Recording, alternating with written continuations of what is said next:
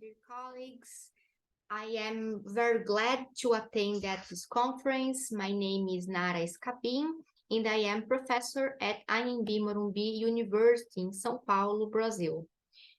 Today, I am going to talk about the research I have been developing in Anhembi Morumbi University, more specifically at the graduate program in communications during the last few years. The paper I am going to present today is titled Audiovisual Humor and the Freedom of Expression Debate in Brazil, and it brings some partial results of my current research. In my paper, I assume as a start point the fact that the relationship between humor and freedom of expression in recent years has acquired great visibility in Brazilian public debate, both because of press coverage and debates on digital social networks. At the same time, you have witnessed in Brazil many efforts from different social and political forces, and especially from conservative forces, to censor comedy productions, which challenge some discourses, especially religious discourses and discourses of Brazilian alt-right. Another important talk I would like to highlight today is related to the discursive disputes around freedom of expression that arise from the conservative turn, understood as a phenomenon, a global phenomenon indeed, which can be described in terms of the emergence of discourses, reactionary discourses, that try to respond to a new social order, which appears in the end of the 20th century, especially from some advances in terms of social equality, racial equality, gender equality, and so on. Well, then, in such context in Brazil, what happens is that the comedy field appears as a space of intensification of tensions, conflicts, and discursive disputes which are transversal to society, especially the ones related to the debate about the limits of freedom of expression. So, in my research, I have tried to investigate the discursive mobilization of freedom of expression in the circulation both of audiovisual comedy productions and manifestations by Brazilian comedians. My hypothesis is that in the circulation of such audiovisual productions, understandings of freedom of expression are both disputed and invoked as key elements of judgment and critical evaluation of the humor.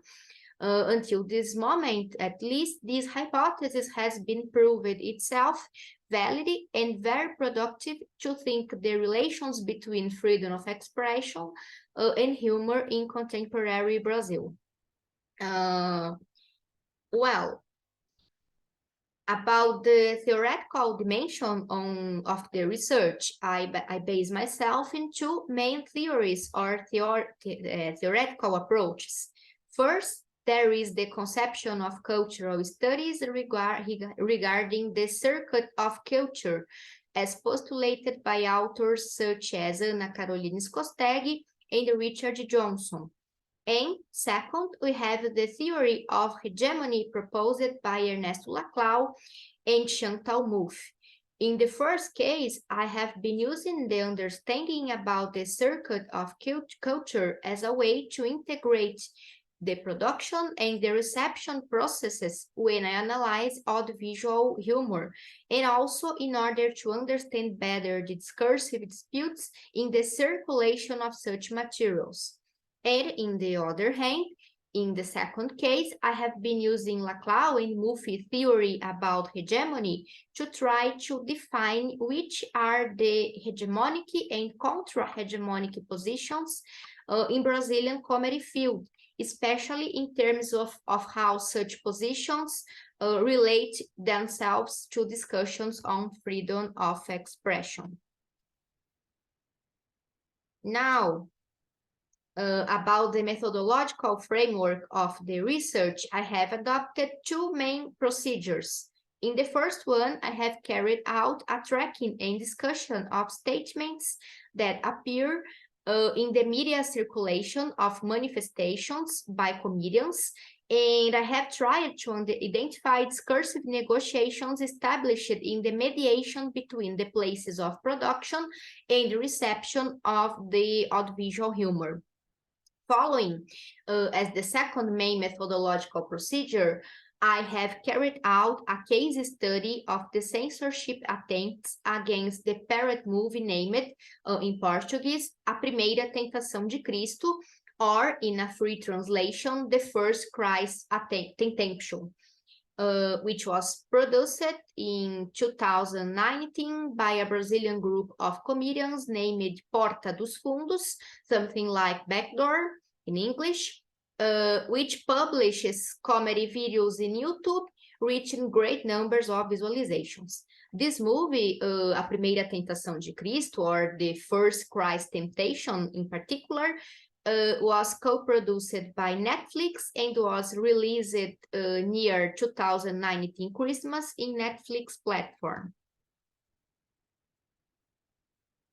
Here, we can see some promotional images for the movie. And just to briefly contextualize the case, it is important to say that the attempts to censor the movie were carried out by religious groups, Protestants, and especially Catholic groups, which filed lawsuits against the Netflix, asking that the movie was removed from the platform. The reason for this action by conservative religious groups was that the film portrayed Jesus Christ as a homosexual man. So, in the case study about the movie, my goal was to understand how articles published in Brazilian press about the movie talked about the censorship and how they invoked the freedom of expression principle as an element to discuss a comedy audiovisual production. Now, about the research results, it is important to say that in the first stage of investigation, I identified two antagonistic positions well demarcated in the Brazilian comedy field. So, on the one hand, there is a portion of the comedy field that shows itself to be allied to the discourse of the Brazilian alt-right, in the way it talks about freedom of expression. This position is represented by the self-proclaimed politically incorrect comedians who claim the freedom to make racist, sexist, homophobic, and discriminatory jokes in general. It is also important to say that such position seems to be hegemonic in Brazilian comedy field, at least at current days. And on the other hand, we have contestations of the self-proclaimed politically incorrect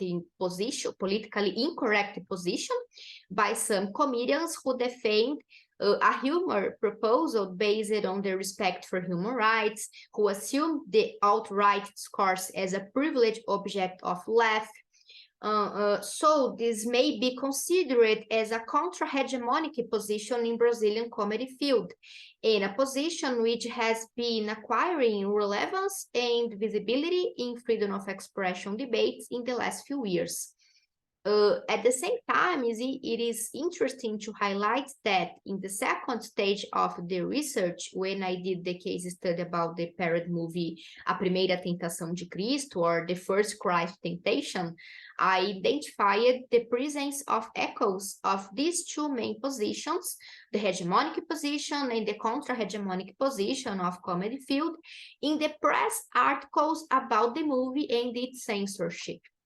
Going beyond, I identified the media circulation of the movie A Primeira Tentação de Cristo, or The First Temptation of Christ, as a place in which different meanings around freedom of expression were invoked, discussed, disputed. And at the same time, such negotiations seem to be very important to the configuration of both production and the reception of audiovisual humor. Or, in other words, the discursive mobilization of freedom of expression seems to be a key element in the critical evaluation of humor, at least at Brazilian cultural scenario.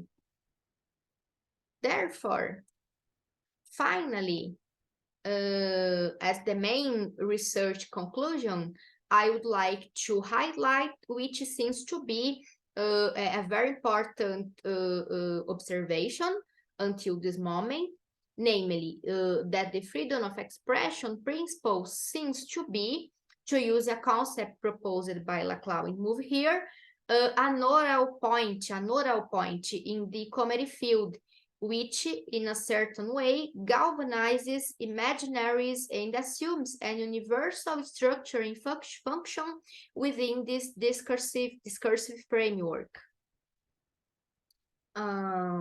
That's it. These are my main references.